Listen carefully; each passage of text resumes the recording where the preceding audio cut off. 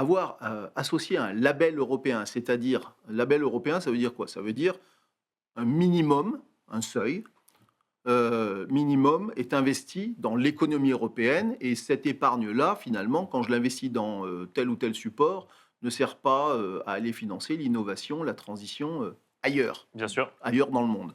Elle sert Est-ce que c'est à un biais qu'on a renforcer. aujourd'hui? C'est qu'en fait, on gère l'épargne des Français et des Européens en allant investir, là où on considère qu'il y a le plus de performance, à savoir aux États-Unis. Ce Et qui n'est pas c'est forcément vrai depuis le début de l'année, mais ce qui a été vrai pendant ce qui est longtemps. pas vrai à très court terme, Mmh. mais ce qui est très vrai depuis 20 ans.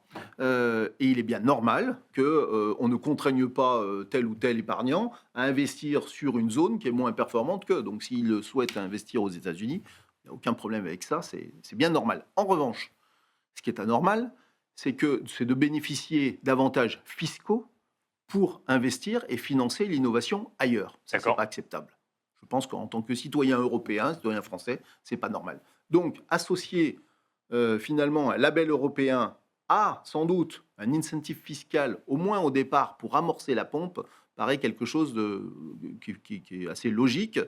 Et pourquoi c'est important? Parce que il faut qu'on arrive quand même, hein, c'est quoi le grand dessein derrière tout ça? C'est qu'en Europe, il faut qu'on arrive à créer le même cercle vertueux, ça ne veut pas dire le même modèle, hein, mais le même cercle vertueux que ce qui existe ailleurs dans le monde, notamment aux États-Unis, c'est-à-dire mobilisation de l'épargne investie dans les entreprises, lesquelles entreprises ça leur permet d'investir dans l'innovation et la transition, donc d'améliorer leur compétitivité, donc d'améliorer leur profitabilité, et puisqu'elles ont une profitabilité supérieure, à ce moment-là, un return, un rendement proposé pour les épargnants qui est supérieur. C'est pour ça que l'argent va plutôt aux États-Unis qu'en Europe aujourd'hui. Donc il faut créer ce cercle vertueux en Europe.